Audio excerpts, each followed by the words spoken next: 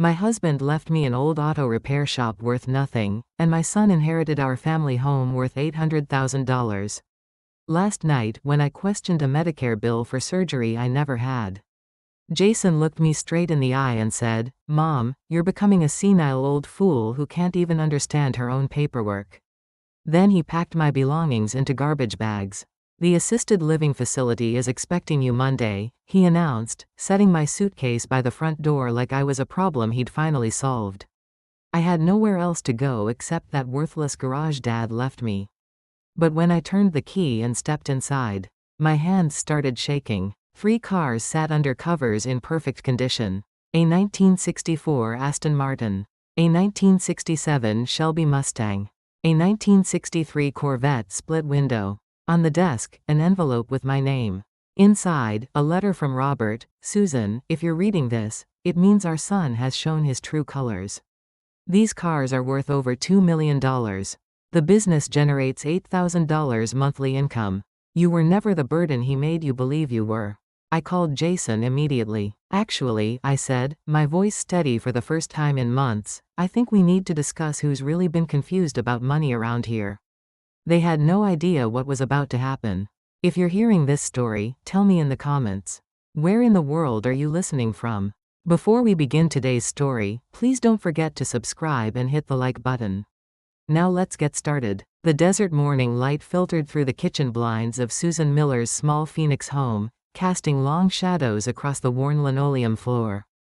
At 68, she had learned to measure her days in small victories. Today's victory was simple: organizing her pill organizer without dropping a single tablet. She sat at the round kitchen table that had witnessed 42 years of marriage, now reduced to a table for one. The Social Security benefits letter lay open beside her coffee cup, the numbers familiar yet somehow foreign. Medicare cards, prescription bottles, and a plastic pill organizer formed a neat semicircle around her morning routine. "I can handle this," she whispered to the empty room, her voice barely audible above the hum of the old refrigerator. "I've handled everything so far." The words felt true enough. Since Robert's passing 6 months ago, she had managed the bills, kept the house clean, and maintained the garden he had loved. But today something felt different. The weight in her chest wasn't just grief anymore. It was something heavier, more persistent. A thick envelope sat unopened at the edge of the table, its Medicare logo making her stomach tighten. She had almost thrown it away with the junk mail, assuming it was another advertisement for supplements or insurance plans. But something about the official seal made her pause. Her fingers trembled slightly as she tore open the envelope. The paper inside was dense with medical terminology and numbers that blurred together at first glance. Then one line jumped out at her with startling clarity. "Cardiac procedure minus $18,700. Patient responsibility $0. Susan set the paper down carefully, as if it might explode. She had never had heart surgery. She had never even been inside a cardiac unit. Her last doctor's visit had been for a routine checkup 3 weeks ago, and Dr. Peterson had praised her for maintaining such good health at her age. The kitchen seemed to grow quieter around her. Even the old ceiling fan's familiar clicking felt muted. She picked up the document again, this time reading every line with the careful attention she once reserved for Robert's legal papers. Buried in the small print on the back page, she found another detail that made her hands shake: authorized representative on file Miller, Jason. Jason, her only son. The successful financial advisor in Los Angeles who visited twice a year and called every few weeks with updates about his business. The son who had handled Robert's funeral arrangements with impressive efficiency while she sat in a fog of grief. Had he filled out something for her? Had she signed a form and forgotten? The possibility frightened her more than the mysterious surgery charge. At 68, forgetting important documents felt like the first step toward losing everything. She reached for the phone with unsteady fingers and dialed the customer service number printed on the document. The hold music played for 15 minutes before a tired voice answered. "Medicare benefits, this is Jennifer. How can I help you?" "I'm calling about a procedure charge," Susan said, her voice barely above a whisper. "I think there's been a mistake. It shows a cardiac surgery I never had." The representative asked for her member number and date of birth, then disappeared into what felt like an endless hold period. When Jennifer returned, her tone was crisp and professional. "Ma'am, I see the charges you're referring to. All documentation was properly submitted by your authorized representative, and we have a faxed power of attorney on file. The procedure was pre-approved and completed according to your treatment plan." "I never gave anyone power of attorney," Susan said, the words coming out stronger than she expected. "And I never had any surgery." There was a pause on the other end of the line. "Ma'am, our records show all proper authorizations were filed by your representative, Jason Miller. If you'd like to dispute this, you'll need to contact our fraud prevention department. But I should warn you, false claims are taken very seriously." The line went dead, leaving Susan staring at the phone in her hand. The word, fraud, echoed in the sudden silence of her kitchen, but she wasn't sure who was being accused of what. She was still sitting at the table an hour later when the front door opened without a knock. Jason's voice carried from the entryway, already talking into his Bluetooth earpiece about market projections and client portfolios. His suit was perfect, his hair precisely styled, his presence filling the small house like expensive cologne. "Mom," he called, ending his call as he walked into the kitchen. His eyes immediately focused on the Medicare document spread across the table. "What's all this paperwork about?" "Jason, I was just..." "Mom, what did I tell you about handling complex documents by yourself?" His tone carried the same patience he might use with a confused child. He reached across the table and gathered the papers before she could respond. "These insurance companies send confusing forms on purpose. They're trying to scam seniors." She watched him fold the documents with practiced efficiency, sliding them into his leather briefcase. For just a moment, his hands seemed to shake, but when she blinked, they were steady again. "But Jason, the surgery charge." "Mom." His voice carried a gentle warning. "You're going to stress yourself out over nothing. Let me handle the complicated stuff, okay? That's why I'm here." He moved around her kitchen with casual ownership, opening cabinets and checking the refrigerator as if inventorying her capabilities. When he found a stack of unpaid bills near the microwave, he shook his head with visible disappointment.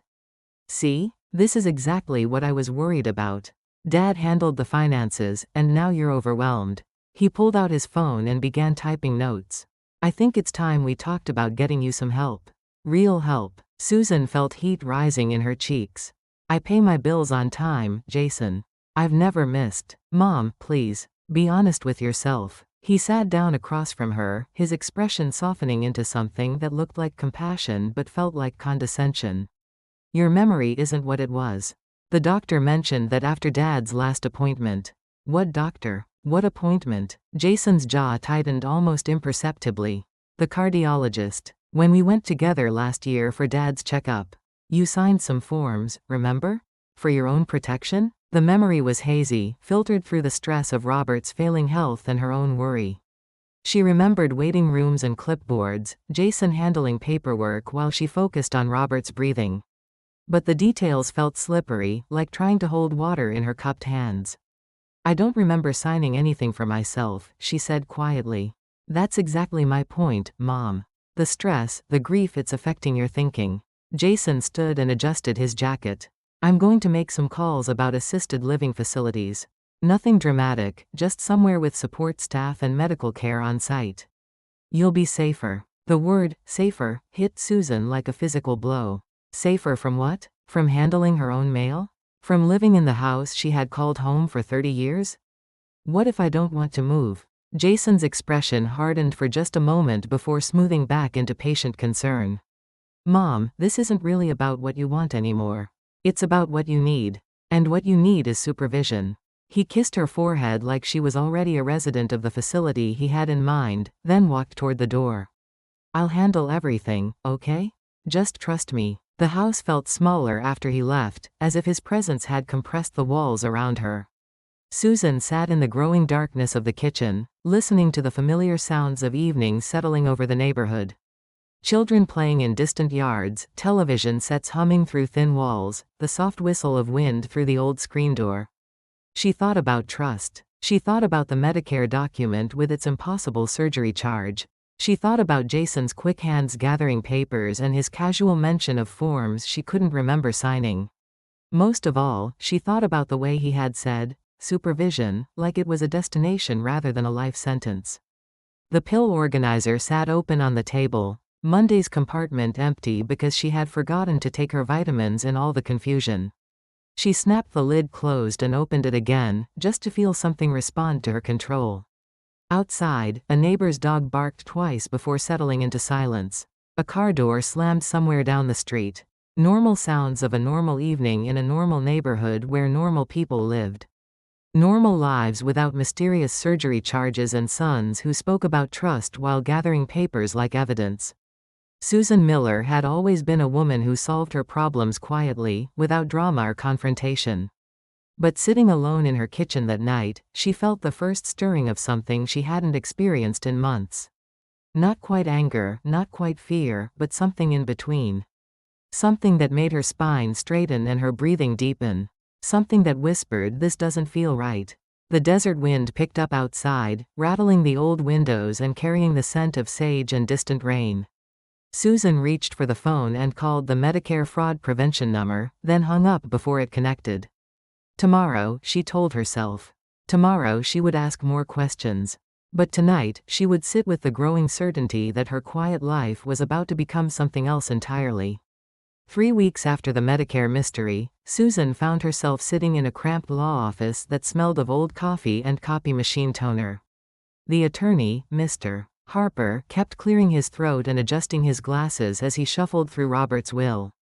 Jason sat beside her in a navy suit that probably cost more than her monthly grocery budget, checking his phone between each paragraph Harper read aloud. The morning sun slanted through dusty blinds, casting stripes across the conference table where Robert's final wishes lay spread like a judgment. Susan folded her hands tightly in her lap to keep them from shaking. She had been dreading this moment since the funeral, when Jason had mentioned settling Dad's affairs, with the same tone he might use to discuss disposing of old furniture. "To my beloved wife, Susan Miller," Harper read in his careful, professional voice, "I leave the commercial property located at 1247 East Van Buren Street, Phoenix, Arizona, known as Old Town Auto Storage and Repair." Susan blinked. She had never heard of any auto repair shop. Robert had worked in insurance his entire career, selling policies to small business owners and retirees. Why would he own a garage? The family residence, Harper continued, along with all joint savings and checking accounts, investment portfolios, and retirement benefits, I leave to my son, Jason Miller, with the understanding that he will provide appropriate care and housing for his mother as needed. The words hit Susan like ice water. After 42 years of marriage, of building a life together in the house they had bought with their first real paycheck, Robert had left her a mysterious garage while giving their actual home to Jason. The house where she had raised their son, where she had nursed Robert through his final illness. Where every room held memories she couldn't imagine leaving behind. "As needed," Jason repeated softly, and Susan caught the slight smile that flickered across his lips before disappearing. "That's very clear language." Harper set down the document and removed his glasses to clean them unnecessarily. "Your father was quite specific about his reasoning, Mrs. Miller. He felt that the property he left you would provide flexibility, and Mr. Jason Miller expressed willingness to manage the more complex assets." "Flexibility for what?" Susan asked, though she suspected she didn't want to know the answer. "For your future care needs," Jason answered before Harper could respond. "Mom, let's be honest. You can't maintain that house by yourself. The property taxes alone will eat up your Social Security benefits." Dad was being practical. Practical. The word sat heavy in the room, like smoke from a fire no one wanted to acknowledge. Susan thought about the Medicare documents Jason had whisked away, about the forms she supposedly signed but couldn't remember. A pattern was forming, visible now in the harsh fluorescent light of the law office. "Mr. Harper," she said carefully, "did Robert discuss his reasoning for this arrangement?" Harper glanced nervously at Jason before answering. "He mentioned wanting to ensure your security without creating unnecessary burdens for your son." But Susan heard what he didn't say. She had become the burden. The elderly mother who needed management, whose confused questions about Medicare documents and forgotten signatures proved she couldn't handle adult responsibilities anymore. In Robert's final act of love, he had apparently agreed with their son's assessment of her declining capabilities. The ride home was quiet except for Jason's phone calls. He spoke in clipped, businesslike tones about property assessments and market evaluations, occasionally glancing at Susan. As if checking whether she was following the conversation. She stared out the passenger window at the familiar Phoenix streets, watching strip malls and retirement communities blur past like scenes from someone else's life. Back at the house, Jason's house now, she reminded herself he moved through the rooms with new ownership. He measured doorways with his phone app, took pictures of the kitchen and bathrooms, and made notes about necessary updates for market appeal. The garage is perfect, he said, not really talking to her. Buyers love extra storage space. We can clear out Dad's tools and maybe stage it as a workshop or hobby room. Susan watched him photograph the corner where Robert's workbench sat, still cluttered with small repair projects he would never finish. A broken picture frame waiting for new glass. A wooden jewelry box with a loose hinge. Evidence of a man who fixed things instead of throwing them away, who believed everything deserved a second chance. What about his tools? She asked quietly.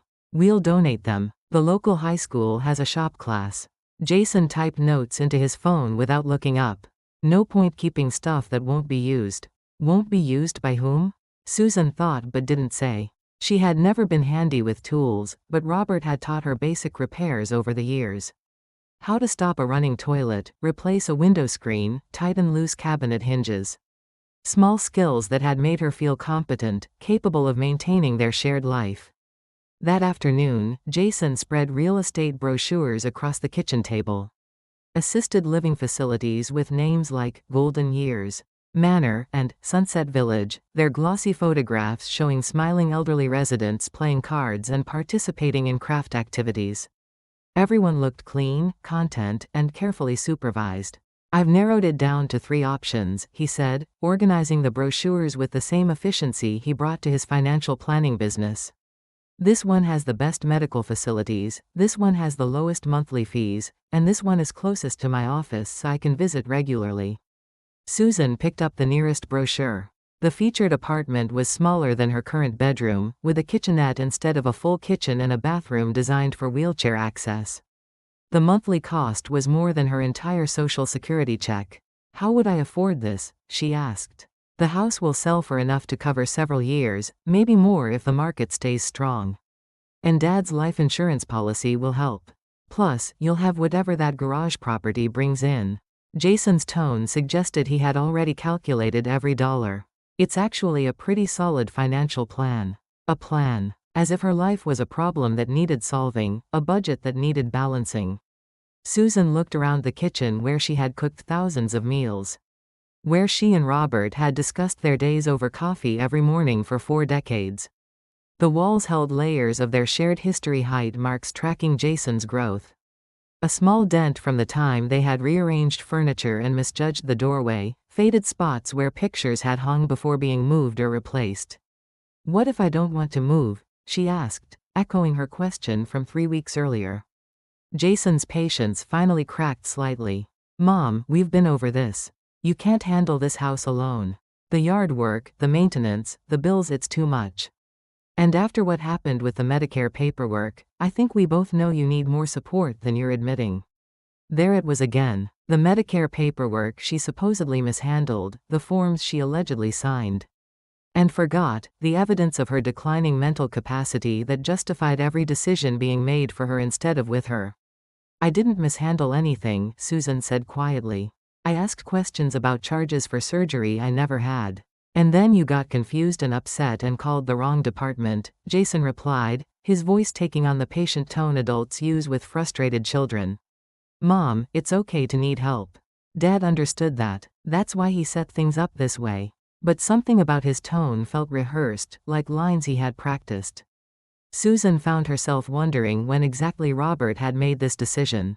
And whether her husband had really believed she was becoming incompetent, or whether someone had convinced him to believe it. That evening, alone in her bedroom, Susan opened the small jewelry box on her dresser. Inside, beneath her wedding ring and a few simple pieces Robert had given her over the years, she found a business card.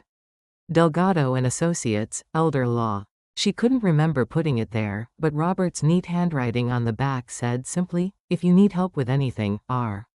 She held the card to the light, studying the careful script. Robert had always been protective of her, but he had also trusted her judgment, respected her opinions, included her in decisions about their shared life. The man who had written this note didn't sound like someone who believed his wife was becoming incompetent. Outside her window, the neighborhood settled into evening quiet. Porch lights flickered on, television screens glowed blue behind drawn curtains. And the distant sound of children being called in for dinner drifted through the cooling air. Normal sounds of a normal evening in a world that suddenly felt like it was slipping away from her. Susan tucked the business card into her purse, next to the phone number for Medicare fraud prevention that she still hadn't called. Two small pieces of paper that felt like lifelines to a version of herself that could ask questions, demand answers, and refuse to accept explanations that didn't explain anything at all. Tomorrow, she told herself. Tomorrow she would make some phone calls. But tonight, she would sit in her bedroom, and try to remember exactly when she had stopped feeling like the author of her own life. And started feeling like a character in someone else's story. The old house creaked and settled around her, familiar sounds that had comforted her for 30 years. But now they sounded like whispers, like secrets being shared between the walls while she sat excluded from the conversation, waiting for someone else to decide what her future would look like. In the distance, a train horn echoed across the desert, long and mournful and heading somewhere she couldn't see. Susan returned from her morning walk to find cardboard boxes stacked in her living room like tombstones marking the death of her independence. The boxes were labeled in Jason's efficient handwriting: donate, storage, important, save. Her framed wedding photos sat on top of a donate box, 42 years of marriage reduced to items someone else deemed worthless. From the hallway, she could hear Jason's voice, confident and businesslike. "Yeah, we can probably close in 60 days if I push her to move faster. The market's good right now for properties in this area." Susan stood frozen in her own doorway, keys still in her hand, listening to her son discuss selling her life to a stranger. The morning sun streaming through the windows felt suddenly cold against her skin. When Jason noticed her, he ended his call without any trace of embarrassment. "Perfect timing, Mom. I started organizing your things. The assisted living facility called they have an opening next month, so we need to get moving." She looked at the boxes again, at her belongings sorted and categorized like inventory from a closing business. "You decided all of this without asking me? Mom, we talked about this. You agreed that assisted living was the best option." His voice carried the patient exasperation of someone tired of repeating himself. "I put down a deposit using the joint account Dad left me access to. They're holding a one-bedroom unit, ground floor, close to the nursing station." Close to the nursing station. As if she was already an invalid requiring constant monitoring. Susan walked slowly through her living room, seeing her possessions through Jason's eyes: clutter to be eliminated, problems to be solved, obstacles preventing a clean sale to the highest bidder. "What about the things I want to keep?" she asked. Jason gestured toward a single box labeled, "Susan, personal. Everything that'll fit in your new apartment is right there. The rest is just stuff, Mom. You don't need 3 sets of dishes for a kitchenette. You don't need photo albums when everything's going digital. You don't need Dad's books when you can get audiobooks on your tablet." She opened the personal box. Inside were a few pieces of jewelry, 1 photo album, and her social security documents. Everything else that had made this house a home over 3 decades had been deemed unnecessary for her new life. "The movers come Thursday," Jason continued, checking his phone. "I've arranged for you to stay at a budget hotel until the assisted living place is ready. Just a few nights. Think of it as a mini vacation. A vacation from her own life, in a roadside motel, while strangers walked through her house, deciding whether the kitchen cabinets were worth keeping or if the hardwood floors needed refinishing for better market appeal." Susan found herself laughing, a sound so bitter it surprised them both. "A vacation from what, Jason? From having a home? From making my own decisions? From being treated like an adult instead of a problem you need to solve?" Jason's expression hardened. "Mom, stop being dramatic. I'm trying to take care of you. Dad asked me to look after you, and that's exactly what I'm doing. Your father asked you to look after me, not to erase me." The words came out stronger than she had intended, carrying months of accumulated frustration and confusion. When did caring for someone become the same thing as controlling them? Since you started forgetting to pay bills and getting confused by simple paperwork. Jason pulled out his phone and opened an app. Look, 3 late notices for the electric bill. 2 overdue credit card statements. A Medicare form you signed and mailed to the wrong address. Susan stared at the screen showing photographs of papers she didn't remember being late, bills. She was certain she had paid on time, documents that felt familiar yet foreign. The evidence of her incompetence, carefully documented and organized in his phone like a prosecutor's case file. "I don't understand," she said quietly. "I've never been late with bills." "Mom, this is exactly what I'm talking about. You don't remember because you're forgetting things. It's not your fault, but it is reality." Jason's voice softened with what sounded like genuine concern. "The doctor said this kind of memory loss is normal for someone your age, especially after the stress of losing Dad." "What doctor? When did I see a doctor about memory loss?" Jason paused, studying her face as if her confusion proved his point. "Dr. Harrison, when we went together for your follow-up after Dad's funeral. You don't remember that either, do you?" The harder Susan tried to remember, the more uncertain she felt. The weeks after Robert's death had passed in a fog of grief and exhaustion. She remembered signing papers, lots of papers, but the details blurred together like scenes from a movie she had watched while half asleep. "You signed a power of attorney that day," Jason continued gently. "For your own protection. So I could help manage things when you're not feeling up to it." Power of attorney. The words felt heavy and final, like a door closing on her legal existence as an independent person. Susan tried to remember signing such a document, tried to recall asking for such help, but the memory remained frustratingly out of reach. "I want to see it," she said. "The power of attorney. I want to see what I signed." Jason pulled a folded paper from his briefcase and handed it to her. The document looked official, covered in legal language she didn't fully understand. At the bottom was her signature, though something about it looked slightly off.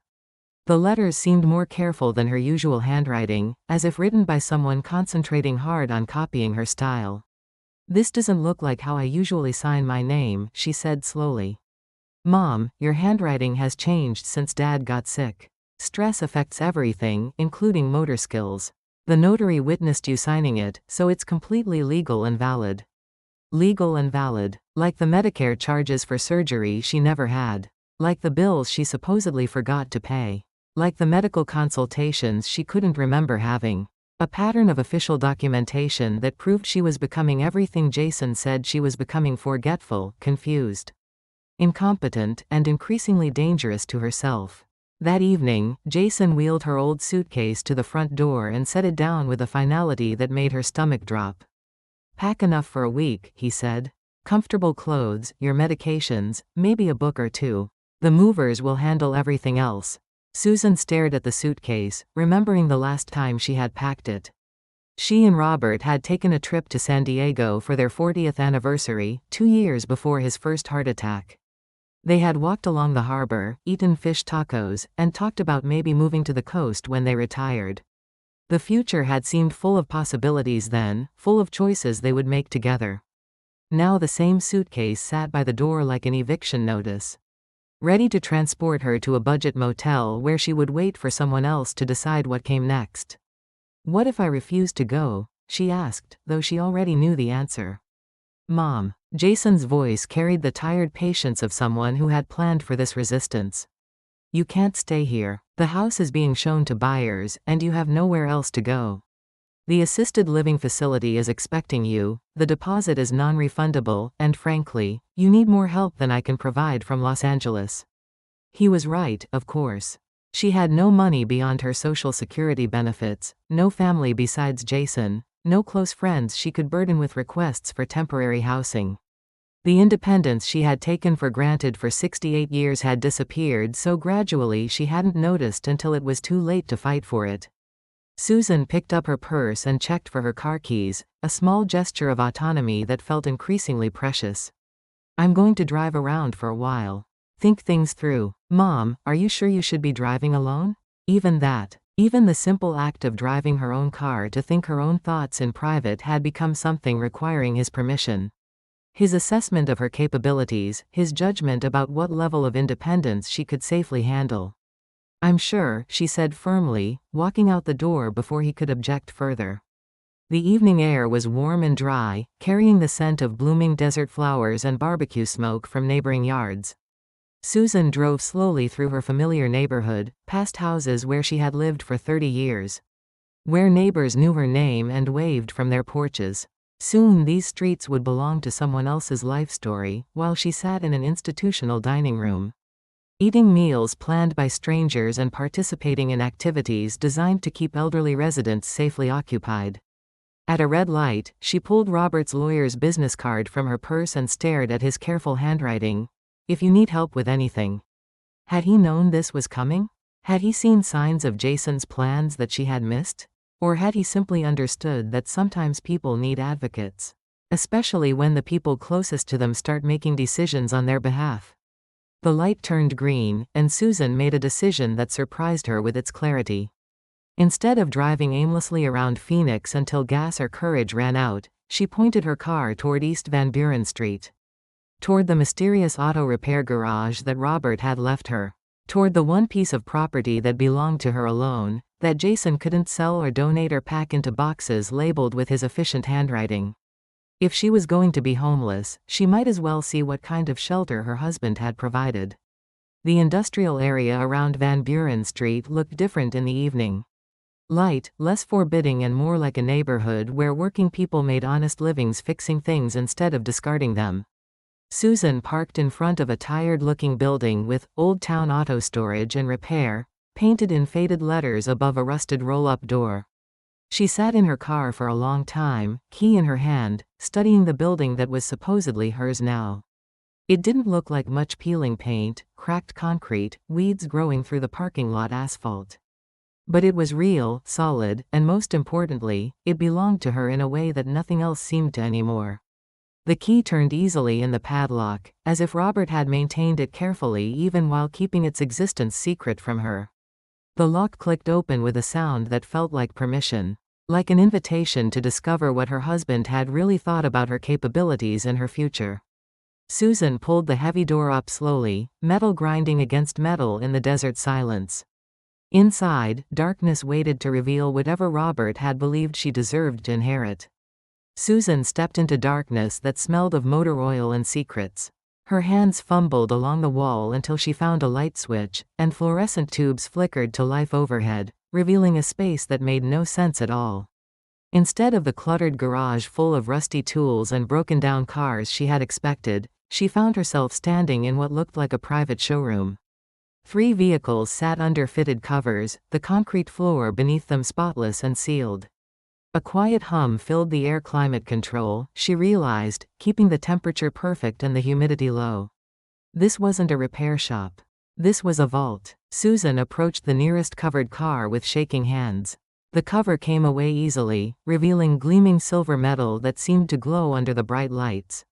She had never been particularly interested in automobiles. But even she could recognize the elegant lines and careful craftsmanship of something expensive and rare. A laminated card on the windshield listed details in Robert's neat handwriting: 1964 Aston Martin DB5. Acquired 1987. Current estimated value $750,000 to $950,000. Below that, contact information for classic car auction houses and insurance companies she had never heard of. Susan stared at the numbers until they blurred. $750,000. Nearly $1 million. For one car. Hidden in a garage she hadn't known existed while Jason convinced her she couldn't afford to keep her own home. She pulled the covers off the other 2 vehicles with increasing wonder and confusion. A pristine 1967 Mustang Shelby GT500.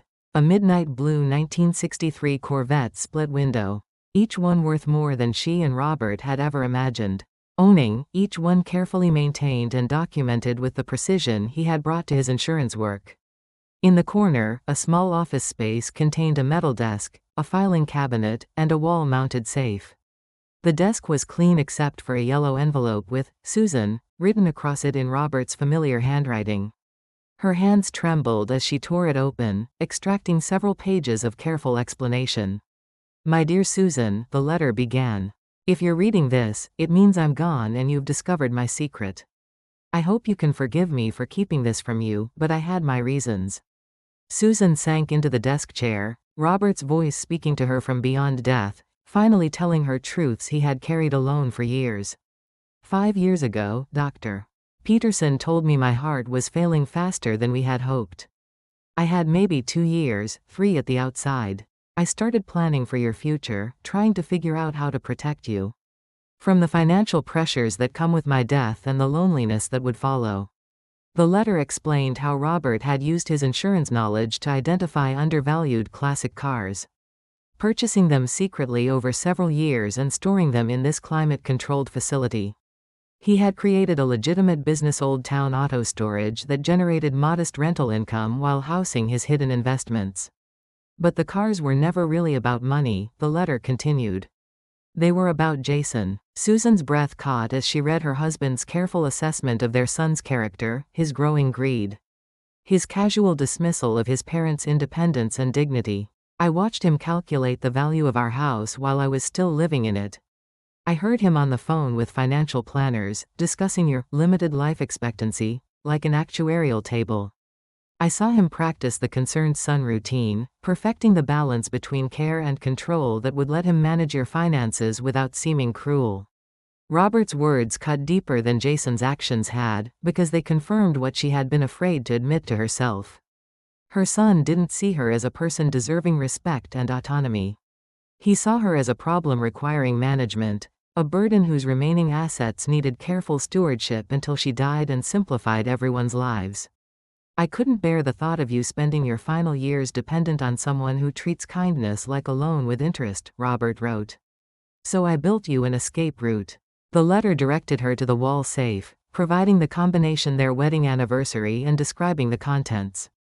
Inside, Susan found a complete financial portfolio that made her hands shake all over again. Documentation for rental properties in 3 states. Investment accounts she had never known existed. A business license and tax records showing that Old Town Auto Storage had been generating steady income for 5 years. Most importantly, legal papers establishing a revocable trust in her name that had transferred all these assets to her control upon Robert's death. "You are not poor, Susan," Robert's letter concluded. "You are not helpless. You are not dependent on Jason's generosity or grateful for his management. You are a woman with resources, options, and the legal right to make your own decisions about your own life." Susan spread the papers across the desk, each document representing a different aspect of the secret life Robert had built to protect her. Property deeds, bank statements, insurance policies, business licenses, all bearing her name, all transferred to her control. All hidden from Jason's knowledge and reach. At the bottom of the stack, she found copies of legal forms revoking any power of attorney Jason might attempt to file, along with a notarized statement declaring her mentally competent and financially independent. Robert had anticipated every move their son might make and prepared countermeasures years in advance. The fluorescent lights hummed overhead, and the climate control system cycled on with a gentle whisper. Outside, Phoenix continued its evening routine, but inside this hidden garage, Susan Miller discovered she was not the helpless widow everyone seemed to think she was. She was a woman who owned 3 classic cars worth more than $2 million. A woman who owned rental properties generating monthly income. A woman whose husband had trusted her enough to leave her in control of a carefully planned financial empire, designed specifically to ensure she would never have to ask anyone for permission to live her own life. Susan reached for her phone and dialed the number on the business card Robert had hidden in her jewelry box. When the receptionist answered, she spoke with a voice stronger and clearer than it had been in months. "This is Susan Miller. I need to speak with Ms. Delgado about revoking a power of attorney and protecting myself from financial abuse. And I need it done immediately." For the first time since Robert's death, she felt like herself again. Not someone's burden or problem or responsibility, but Susan Miller, a woman with choices and the resources to enforce them. The garage no longer felt like a hiding place. It felt like a command center. Outside, night settled over Phoenix, and Susan sat surrounded by her husband's final gift. The knowledge that she was not as powerless as everyone wanted her to believe. Tomorrow, she would stop being grateful for Jason's management and start being angry about his deception. Tonight, she would plan her counterattack. The old Susan would have worried about hurting Jason's feelings, about seeming ungrateful, about causing family conflict. But the old Susan hadn't known she was rich. The old Susan hadn't seen proof that her son was systematically stealing her independence while convincing her to be grateful for his generosity. The new Susan had resources, legal rights, and a very clear understanding of who had been lying to whom. The new Susan was done being managed. The next morning, Susan sat in the garage office with Robert's letter spread before her and a cup of coffee growing cold in her hands. Sunlight streamed through the small window, illuminating dust motes that danced like memories coming into focus. For the first time in months, she felt ready to examine the past without the fog of grief and confusion that had made everything seem uncertain. She thought about the Medicare documents that had started this whole nightmare. Jason's quick hands gathering papers, his dismissive explanation about scams targeting seniors. His insistence that she was too confused to understand simple paperwork. But now, with Robert's revelations fresh in her mind, those moments looked different. Less like protection and more like concealment. The memory of that day crystallized with painful clarity. Jason's immediate focus on the Medicare forms, his nervous energy as he folded them into his briefcase. The way his hands had trembled for just a moment before steadying. He hadn't been protecting her from confusion. He had been protecting himself from discovery. Susan reached for her phone and called the Medicare fraud line she had been too intimidated to use before. This time, when the representative asked for details, she spoke with quiet confidence. "I believe someone has been filing false claims using my information. I want to report my son for Medicare fraud." The words felt strange in her mouth, but they also felt true. Speaking them aloud made something loosen in her chest, a knot of doubt and self-blame that had been choking her for weeks. The investigator who called her back 3 hours later was professional and thorough. Sarah Chen from the Office of Inspector General asked detailed questions about Jason's access to Susan's personal information, his role in her medical care, and the timeline of suspicious charges. "Mrs. Miller, we're seeing an increase in cases where adult children abuse their parents' Medicare benefits," Chen explained.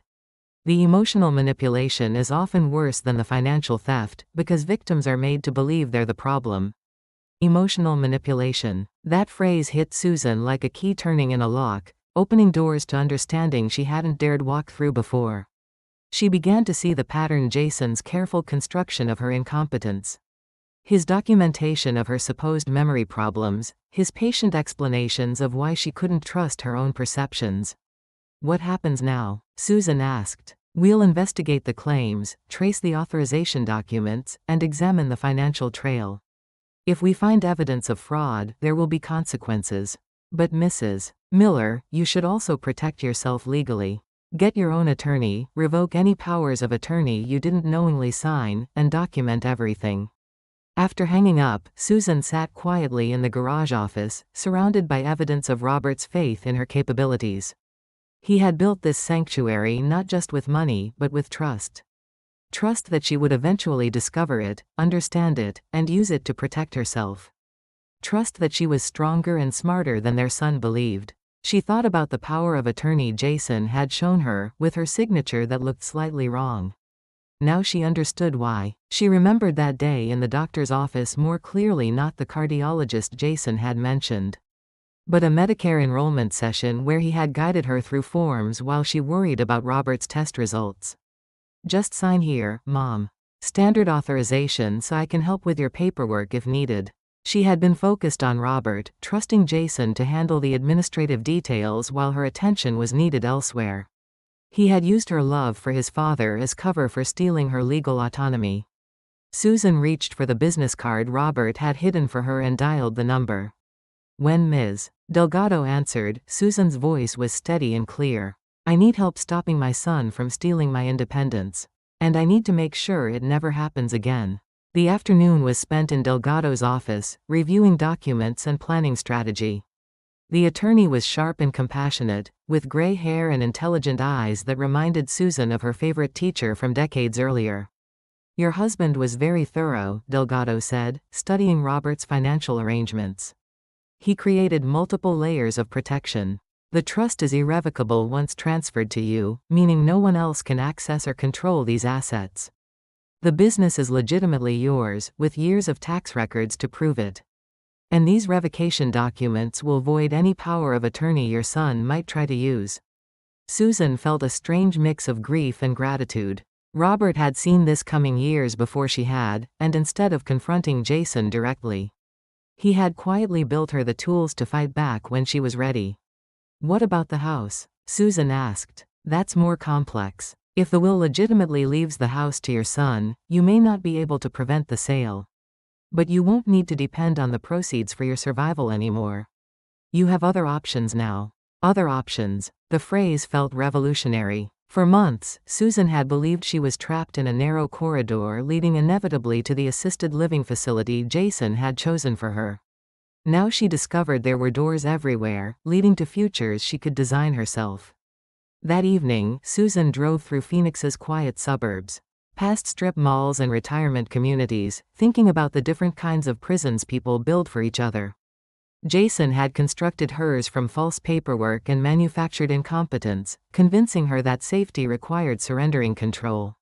But Robert had been building something else entirely, a foundation strong enough to support whatever life she chose to build on top of it. She thought about the other elderly people in the Medicare fraud workshop she had attended, the ones who had raised their hands when asked about family financial abuse. How many of them were sitting in assisted living facilities right now, convinced they had no alternatives? Unaware that their loving children were selling their independence and calling it care? Susan pulled into the driveway of Jason's house. She couldn't bring herself to think of it as her own anymore and sat in her car for a moment, preparing for what came next. Tomorrow, she would file the legal papers Delgado had prepared. She would call the real estate agent Jason had hired and explain that the owner of the property Jason was misrepresenting its availability. She would begin the process of taking control of her own narrative. But tonight, she had one more conversation to have with her son. Not as a confused elderly woman grateful for his management, but as an adult who had discovered exactly how much of her life had been stolen while she was distracted by grief. The house smelled like the packing boxes stacked in every room, cardboard and tape, and the dissolution of a life she would never get back.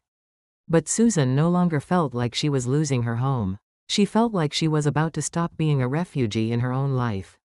When Jason looked up from his laptop, probably calculating profit margins and timeline projections, she spoke with Robert's quiet confidence.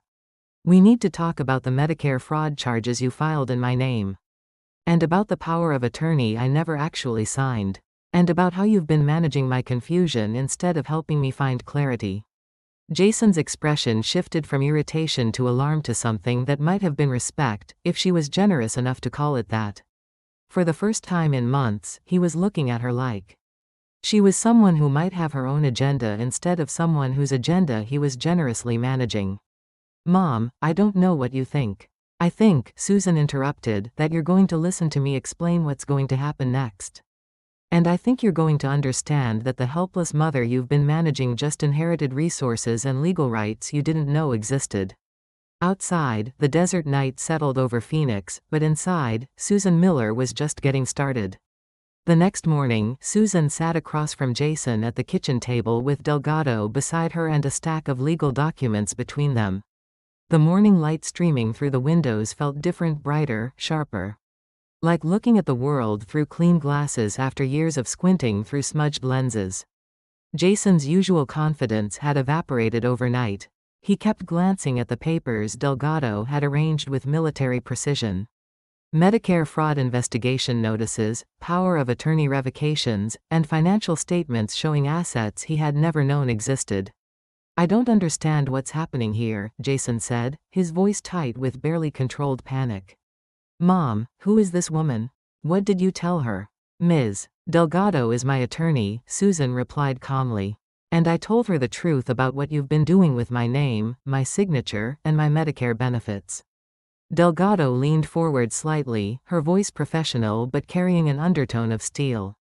Mr. Miller, my client has discovered significant irregularities in medical claims filed under her name, along with legal documents bearing what appears to be a forged signature. We're here to give you an opportunity to explain these discrepancies before we involve additional authorities.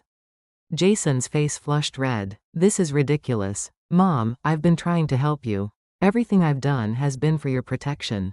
Stealing someone's Medicare benefits isn't protection, it's felony fraud, Delgado said quietly. Using forged documents to claim power of attorney isn't help, it's elder abuse. Convincing a vulnerable adult that she's incompetent while systematically removing her autonomy isn't care, it's financial exploitation. Each word landed like a physical blow. Susan watched Jason's carefully constructed narrative crumble as the legal reality of his actions was spelled out in language that brooked no misinterpretation. He had convinced her she was confused, but he hadn't convinced an attorney or a Medicare investigator. You're being manipulated, Mom, Jason said desperately. This woman is probably charging you thousands of dollars to turn you against your own son. Can't you see what's happening here? Susan almost smiled at the irony. He was accusing someone else of the exact manipulation he had been practicing for months, projecting his crimes onto the person trying to stop them. What I see, Susan said, her voice steady as stone, is a man who convinced his mother. She was losing her memory to hide the fact that he was stealing her identity. What I see is someone who used his father's death as cover for financial fraud. What I see is my son treating me like a piggy bank with legs. Delgado slid a document across the table. These are the Medicare charges filed in your mother's name over the past 6 months. Cardiac surgery, physical therapy, prescription medications she's never received. Total fraudulent billing $47,000. The authorization signatures don't match samples of your mother's actual handwriting. Jason stared at the papers like they were evidence in a murder trial. I can explain. I'm sure you can, Delgado interrupted. That's what you'll have the opportunity to do when Medicare's investigation unit schedules your interview. What we need to discuss right now is immediate protection for Mrs. Miller. Susan felt something powerful building in her chest, a combination of anger and relief that made her feel more alive than she had in months. For so long, she had been the confused one, the forgetful one, the one who needed patience and management. But sitting here with evidence spread before them, it was Jason who looked confused and lost. The assisted living facility, Susan said suddenly. You put a deposit down using Dad's account. I want it cancelled. Mom, you can't live alone. Mr. Miller, Delgado's voice cut through his protest like a blade. Your mother owns rental properties worth approximately $800,000, classic automobiles worth over $2 million, and a legitimate business generating steady income. She's not financially dependent on you or anyone else. The question is whether you're going to return the money you fraudulently obtained. Or whether we're going to let federal investigators recover it through criminal proceedings. The silence that followed was deafening. Susan could hear the clock on the kitchen wall ticking, the hum of the refrigerator, the sound of her own breathing. But mostly, she could hear the sound of power shifting in the room, flowing away from Jason and settling squarely in her lap where it belonged. You don't understand the pressure I've been under, Jason said finally, his voice smaller than she had heard it since he was a child. Dad's medical bills, the funeral costs, trying to manage everything while running my own business. Your father's medical bills were covered by his insurance, Susan replied. The funeral costs came out of the account he set up specifically for that purpose. And nobody asked you to manage anything. You volunteered, then used that volunteer position to steal from the person you were supposedly helping. Jason's phone buzzed, and he glanced at it automatically. Susan caught a glimpse of the screen, a calendar reminder for assisted living move-in coordination. He had been scheduling her incarceration like a business appointment, managing her imprisonment with the same efficiency he brought to his investment portfolios. The house sale is cancelled, Susan continued. I'm calling the real estate agent this afternoon to explain that you don't have legal authority to sell property that belongs to you but not to me. I'll be staying here until I decide what I want to do next. Mom, be reasonable. Reasonable? The word came out sharper than Susan intended. You want me to be reasonable about Medicare fraud? Reasonable about forged signatures? Reasonable about you convincing me I was losing my mind while you were stealing my legal rights? She stood up, and for the first time in months, she felt tall. Not physically tall, but important tall. Significant tall. The kind of tall that comes from knowing you have resources, allies, and the legal system backing your right to exist as an autonomous adult. Here's what's going to happen, Susan said, her voice carrying an authority she hadn't known she possessed. You're going to repay every fraudulent Medicare claim you filed. You're going to return every penny you took from Dad's accounts for your own use. You're going to sign a statement acknowledging that you never had legitimate power of attorney over my affairs. Jason opened his mouth to argue, but Delgado held up a hand.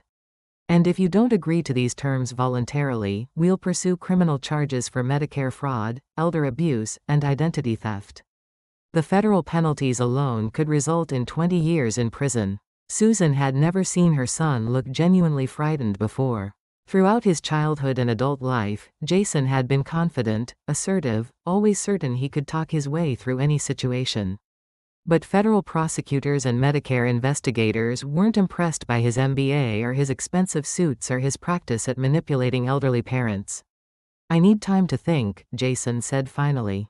You have until Friday, Delgado replied. After that, we file with the federal prosecutor's office and let them sort out your motivations and intentions. After they left, Susan sat alone in her kitchen, in her house, at her table and called the assisted living facility Jason had chosen for her. I need to speak to someone about canceling a reservation, she said when the receptionist answered. The deposit was made without my consent by someone who doesn't have legal authority to make decisions on my behalf. Each phone call she made felt like reclaiming another piece of her stolen life. Canceling the movers, explaining to the real estate agent that there had been a misunderstanding about authorization. Informing Medicare that she was cooperating with their fraud investigation and looked forward to seeing justice done.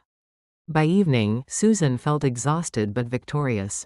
She had spent the day wielding her own power instead of being managed by someone else's, and the sensation was intoxicating. For months, she had felt like a passenger in her own life, watching helplessly while Jason drove her toward a destination she didn't want to reach. Today, she had taken back the wheel. The house no longer felt like a museum of her past or a real estate investment waiting for liquidation. It felt like home again, the place where she would live until she decided to live somewhere else. On her own terms, with her own resources, according to her own timeline. That night, Susan called the classic car broker Robert had worked with and made arrangements to sell one of the vehicles. Not because she needed money for assisted living, but because she wanted money for living. Real living, chosen living, the kind of living that came with having options instead of being managed. When her phone rang and Jason's name appeared on the screen, she let it go to voicemail. Then she turned off the phone altogether and sat in her kitchen, drinking coffee that wasn't budget coffee and planning a future that belonged entirely to her. For the first time since Robert's death, Susan Miller felt rich. Not just financially rich, but rich in possibilities, rich in autonomy, rich in the knowledge that she was nobody's burden and everybody's equal. Tomorrow, she would start figuring out what she wanted to do with the rest of her life. Tonight, she would simply enjoy the revolutionary experience of being an adult woman in charge of her own existence. 2 months later, Susan sat in a federal courthouse waiting room, watching Jason pace nervously near the water fountain. His expensive suit couldn't hide the strain around his eyes or the way his hands shook when he thought no one was looking. Today was the day the Medicare fraud investigation would conclude, and both of them knew that the confident son, who had once managed every aspect of his mother's life, was about to face consequences he couldn't charm or manipulate his way out of. Delgado sat beside Susan, reviewing final paperwork with the calm efficiency that had made the past 2 months bearable. The investigation had moved quickly once federal prosecutors realized the scope of Jason's fraud. Extended beyond his mother to several elderly clients whose trust he had systematically violated. The plea agreement is fair, Delgado said quietly. Full restitution, 3 years of supervised probation, and permanent revocation of his financial advisor license. It could have been much worse. Susan nodded, though fair felt like an inadequate word for what her son deserved. 3 years of probation seemed like a gentle consequence for stealing someone's autonomy and convincing them they were losing their mind. But it was accountability, which was more than she had dared hope for 6 months earlier. Federal prosecutor Maria Santos approached their table, her expression professional but not unkind. "Mrs. Miller, are you ready to give your victim impact statement?" Susan had been preparing for this moment for weeks, writing and rewriting the words that would finally put her experience on the official record. Not as a confused elderly woman who couldn't understand her own paperwork, but as the victim of a carefully planned crime designed to steal her dignity along with her money. In the hearing room, Jason sat at the defendant's table looking smaller than she had ever seen him. Without his usual confidence and controlled charm, he seemed like what he really was, a middle-aged man who had chosen to exploit his grieving mother rather than help her navigate widowhood with grace. Judge Patricia Coleman called the session to order and invited Susan to speak. She stood slowly, feeling the weight of every person in the room watching her, waiting to hear how financial elder abuse felt from the inside. "Your Honor, my name is Susan Miller, and I want to tell you what it's like to be stolen from by your own child." Her voice carried clearly through the room, steady and strong in a way that would have surprised her 6 months earlier. "My son didn't just take money from my Medicare account. He took my confidence, my independence, and my ability to trust my own memory. He convinced me that I was becoming incompetent while he was systematically stealing my legal rights. He used my grief over my husband's death as cover for fraud that could have left me homeless and dependent on his false generosity." Susan looked directly at Jason, who couldn't meet her eyes. "The hardest part wasn't the money he stole. It was the way he made me believe I deserved to be managed instead of respected. He created evidence of my confusion to justify taking control of my life. He documented my supposed memory problems to prove I needed supervision. He turned my natural questions about suspicious paperwork into symptoms of decline that required his intervention." Judge Coleman leaned forward slightly, her expression intent. "Elder abuse isn't just about stealing money, Your Honor. It's about stealing personhood. It's about convincing someone that they're too confused to understand their own life while you systematically dismantle their autonomy. It's about using love and family obligation as weapons against someone who should be able to trust you completely." Susan's voice grew stronger as she continued. "I want this court to understand that my son's actions weren't mistakes or misunderstandings. They were calculated choices designed to transfer my independence to him while making me grateful for the theft. He planned my imprisonment in an assisted living facility while convincing me it was for my own safety. He scheduled the sale of my home while telling me it was financial necessity." The room was completely silent except for the sound of the court reporter's fingers moving across her keyboard, recording. Susan's words for the permanent record. "Today, I ask this court to hold Jason Miller accountable not just for the money he stole, but for the dignity he took, the confusion he created, and the future he tried to steal from a woman whose only crime was trusting her son to help her instead of exploit her." When Susan sat down, the silence stretched for several heartbeats before Judge Coleman spoke. "Mr. Miller, do you wish to respond to your mother's statement?" Jason stood slowly, his voice barely audible. "Your Honor, I thought I was helping. I thought Mom needed protection from making financial mistakes. I convinced myself that managing her affairs was the responsible thing to do." "By filing false Medicare claims?" Judge Coleman asked. The medical billing was handled by my office staff. I didn't personally." "Mr. Miller, stop." The judge's voice carried sharp authority. "Don't compound your fraud with perjury. The evidence shows you personally submitted fake authorizations using your mother's stolen identity.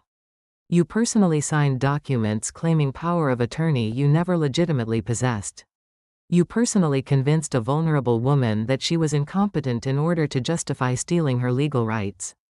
Jason's shoulders sagged as the weight of official judgment settled over him. "Mrs. Miller," Judge Coleman continued, turning to Susan, "I want to commend you for your courage in pursuing this case. Elder abuse often goes unreported because victims are convinced by their abusers that they're the problem. Your willingness to speak truth to power even when that power was your own son may help other seniors recognize and report similar crimes." The formal sentencing took only a few minutes. Jason Miller guilty of Medicare fraud, elder financial abuse, and identity theft. 3 years supervised probation, full restitution of $47,000 in fraudulent charges. Permanent revocation of his financial advisor license, and enrollment in a court-supervised program for financial crimes. In the hallway afterward, Jason approached Susan with tears in his eyes. "Mom, I'm sorry. I know that doesn't fix anything, but I am genuinely sorry for what I put you through." Susan studied his face, looking for signs of the manipulative son who had convinced her she was losing her mind. What she saw instead was a broken man finally understanding the scope of damage he had caused to someone who had loved him unconditionally. "I believe you're sorry, Jason. But being sorry doesn't erase the months I spent thinking I was incompetent. Being sorry doesn't give me back the confidence you stole while pretending to protect me." She paused, choosing her words carefully. "If you want any chance of rebuilding a relationship with me, you'll need to demonstrate that you understand the difference between helping someone and controlling them. You'll need to show that you can respect my autonomy even when you disagree with my choices. And you'll need to accept that I will never again depend on your assessment of my capabilities." Jason nodded, wiping his eyes with the back of his hand. "I understand. And I'll do whatever it takes to earn back some small part of your trust." "Start," Susan said, "by respecting my right not to forgive you until I'm ready." "If I'm ever ready." Outside the courthouse, desert sunshine warmed Susan's face as she walked toward her the car she owned, that she drove wherever she wanted to go, according to schedules she made for herself. Delgado had offered to drive her, but Susan preferred to navigate her own transportation to and from the legal proceeding that officially marked the end of Jason's control over her life. That evening, Susan sat in her kitchen, the kitchen Jason had tried to sell, in the house he had tried to liquidate, at the table where he had convinced her she was too confused to manage simple paperwork. But tonight, the table held different papers, bank statements showing her legitimate financial independence, property deeds bearing her name, and a handwritten letter she was composing to Robert. "Thank you," she wrote, "for seeing what was coming and building me the tools to fight back. Thank you for trusting me to be stronger than our son believed I was. Thank you for making sure I would never have to choose between safety and dignity." Outside, Phoenix settled into evening quiet, and Susan Miller settled into a life that belonged entirely to her.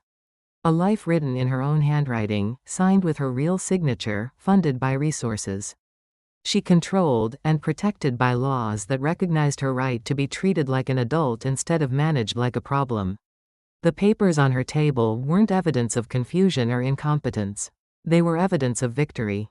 Evidence that sometimes the person everyone thinks is vulnerable and helpless is actually just getting ready to remind the world that underestimating an elderly woman can be a very expensive mistake. Tomorrow, she would continue building whatever came next. Tonight, she would simply enjoy the revolutionary experience of going to bed in her own home, with her own money in her own bank accounts, accountable to no one but herself for the choices she made about her own future. For the first time in months, Susan Miller felt like Susan Miller again. And Susan Miller, it turned out, was nobody's victim and everyone's equal. 6 months after the courthouse, Susan stood on the balcony of her new apartment overlooking San Diego Harbor, watching sailboats navigate the morning calm while her coffee grew warm in the coastal breeze. The view stretched toward Coronado Island, where she and Robert had walked during their 40th anniversary trip, dreaming about retirement possibilities that had seemed impossibly distant then. Now, at 69, she was living one of those dreams with money she had earned through her husband's careful planning and her own courage to fight for the truth. The apartment was smaller than the Phoenix house but filled with space in ways that square footage couldn't measure. Space to make decisions without asking permission. Space to sign her name without someone questioning her competence. Space to be Susan Miller instead of someone's problem requiring management.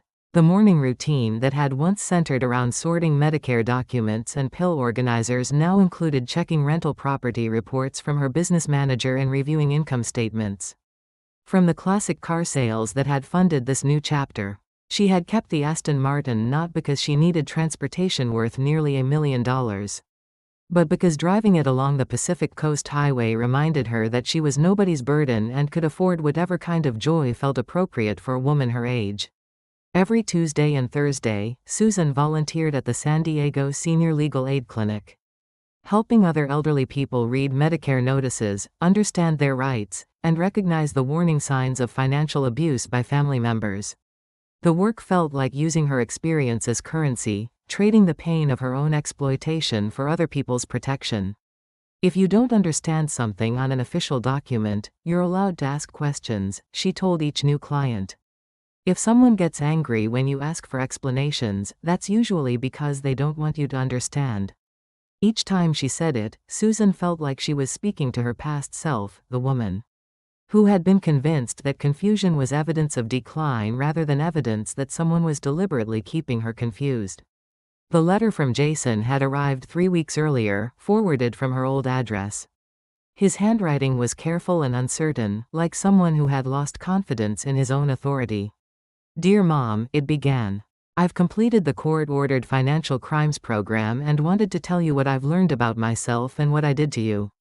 The letter was 4 pages of specific acknowledgments rather than general apologies.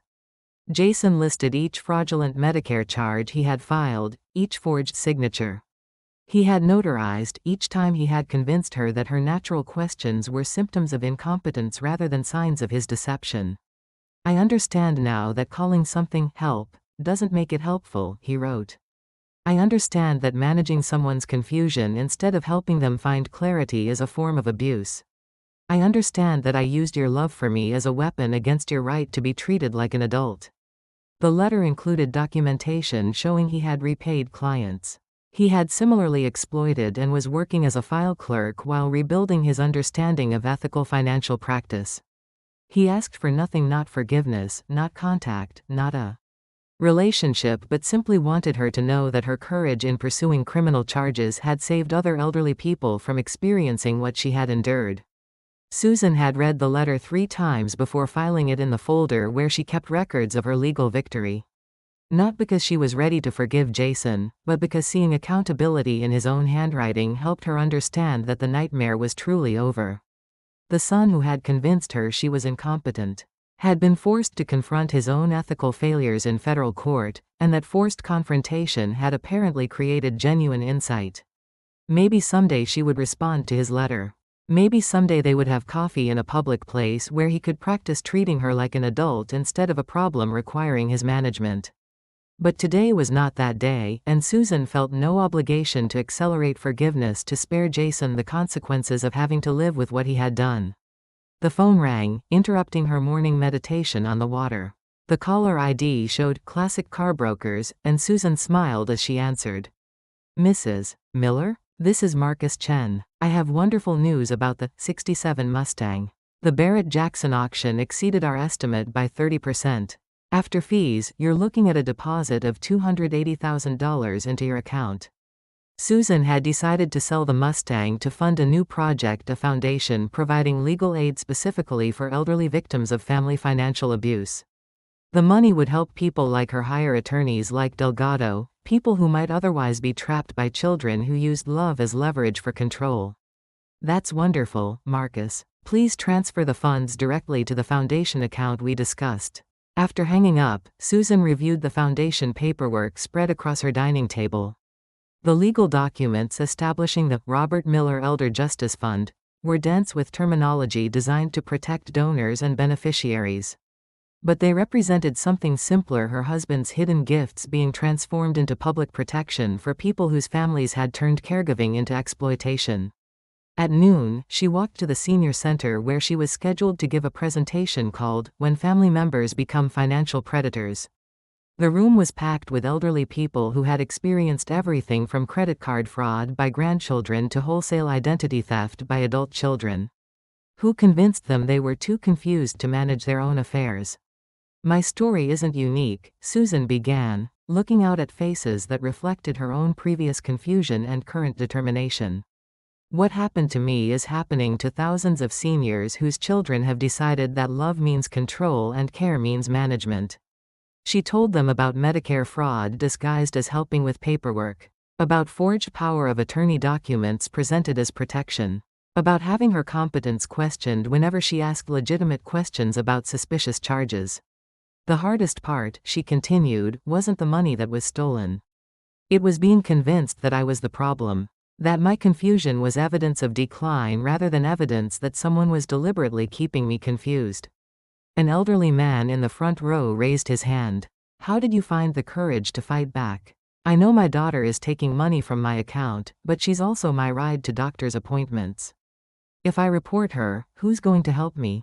Susan felt the familiar anger rise in her chest, not at the man, but at the systematic way. Financial abusers isolated their victims by making them dependent on the very people who were exploiting them. That's exactly how they trap us, she replied.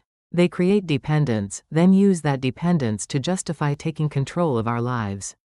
But there are resources: legal aid clinics, senior services, transportation programs, volunteer networks.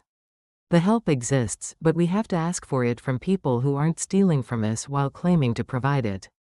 After the presentation, Susan walked along the harbor promenade, watching tourists feed seagulls and children chase waves that always retreated just before reaching their feet. The afternoon sun was warm but not overwhelming, the coastal breeze carrying scents of salt and possibility rather than desert heat and dissolution. Her phone buzzed with a text from Delgado. Saw the news about your foundation in the legal newsletter. Robert would be proud. You turned his protection into other people's protection. Susan smiled, typing back, he built me an exit ramp from victimhood. I'm just extending the road for other people. That evening, Susan updated her own will with careful specificity, designed to prevent any future Jason from repeating the patterns that had nearly destroyed her independence. Her assets would be divided among charities and the foundation, with clear instructions that no individual could inherit enough money to make elder abuse profitable. And that any potential beneficiary who challenged the will's provisions would forfeit their inheritance entirely. If they want my money, she wrote in a letter to be opened with the will, they can earn it by protecting other elderly people instead of exploiting them. At sunset, Susan sat on her balcony with a glass of wine. She had chosen herself, paid for with money she controlled, while watching the harbor settle into evening calm. The lights of downtown San Diego twinkled like promises of restaurants she could visit, movies she could see, friends she could make without asking anyone's permission or justifying her choices to people who thought her age made her incompetent. She thought about the woman she had been 6 months earlier, sitting in a Phoenix kitchen convinced she was losing her memory because she couldn't understand Medicare charges for surgery she had never had. That woman had been afraid of her own confusion, grateful for her son's management, and resigned to spending her final years being supervised by people who treated independence like a privilege they could revoke. But that woman had also been strong enough to ask questions even when the answers frightened her. Brave enough to seek help even when seeking help felt like admitting defeat. Smart enough to recognize the difference between protection and control, even when the people offering control insisted it was the same thing as love. The harbor lights reflected off the water like scattered coins. And Susan Miller felt rich in ways that had nothing to do with classic cars or rental properties or foundation accounts. Rich in autonomy, rich in dignity, rich in the knowledge that she had fought for her own freedom and won. Her phone rang, and without looking at the caller ID, she answered with a voice that belonged entirely to herself. This is Susan Miller. How can I help you? Outside, the Pacific Ocean stretched toward horizons she could choose to explore whenever she felt like exploring them. According to schedules she made for herself, with resources she controlled, accountable to no one but herself for the shape her remaining years would take. Life doesn't end just because it breaks once. What falls apart can be the very place where we learn to stand again. If this story gave even a small moment of strength to someone out there, then everything I went through means something today. If this resonated with you, please like and subscribe, and share a piece of your own story in the comments below. Your words might become the seed of the next chapter we create together. Thank you for spending this